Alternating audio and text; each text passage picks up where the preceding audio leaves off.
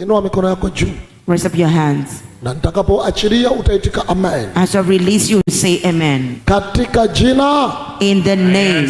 Popote pale ulipo. Wherever you are. Ulipo hapa unayetazama kwenye TV. You hear and those who watch. Kwa jina la Yesu aliyenipa upako huu kwa neema yake. In the name of Jesus, kupitia Roho wake Mtakatifu. Through His Holy Spirit. Ninasimama kwa ajili ya maisha yako. I stand for your life. Kwa ajili ya familia yako. For your family. Kwa ajili ya ukoo wako. For your clan. Kwa ajili ya nyumba yako. For your house. Ninakamata adui wa familia yako. I arrest every enemy of your katika jina la Yesu Kristo. In the name of Jesus Christ. Ninasambaratisha kila kilichokuwa kinapambana na ukoo wako. Everything that was fighting your clan. Kilichokuwa kinapambana na familia yako. Whichever was fighting your family. Kilichokuwa kinapambana na watoto wako shuleni. Whichever was fighting your children. Ninakiangusha sasa katika jina la Yesu. I pull it down now in the name of Jesus. Kila nguvu ya giza. Every powers of iliyokuwa inakuvuta nyuma usiende mbele.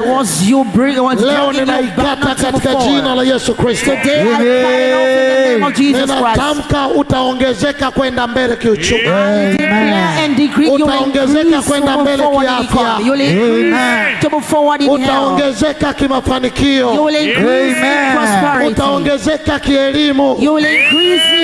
Utaongezeka kwa vyeo. Utaongezeka na kuzidishwa kibiashara. Pokea kibali.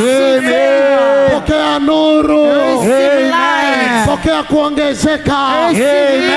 Pokea double favor. Ninakutamkia. I declare to you. Ninakutamkia. I declare to you. Kesi zote zilizokuwa zinakukabili zimekwisha. All cases that was confronting you, they are finished. Zimekwisha. Cases of diseases are finished. Kesi yako ya kutokufanikiwa imekwisha. Your case of not prospering is finished. Kesi ya dhambi iliyokuwa inakusumbua imekwisha. The case of sin that troubled you is finished. Kesi ya watoto wako kuhangaika imekwisha. The case of the struggle to your children is finished. Kesi ya madeni kwenye maisha yako imekwisha. The case of death in your life is finished. Kesi ya kutokustawi na kujenga imekwisha. The case of not thriving and building is finished. Kesi ya kukosa wateja kwenye biashara yako imekwisha. The case of lack of customers in your business is finished. Hallelujah. Kesi ya biashara yako kushuka imekwisha. The case of dropping on your business is finished. Sasa utaongezeka na kuzidisha. From now you will increase and you'll multiply. Kesi ya kukosa watoto imekwisha. The case of lack children is finished. Kesi ya kutokuolewa au kuoa imekwisha. The case of not being married or given to marriage is finished. Natamka nyota yako imerudishwa. I declare your star is restored back. Nyota yako itang'aa. Your star will shine. In the name of Jesus.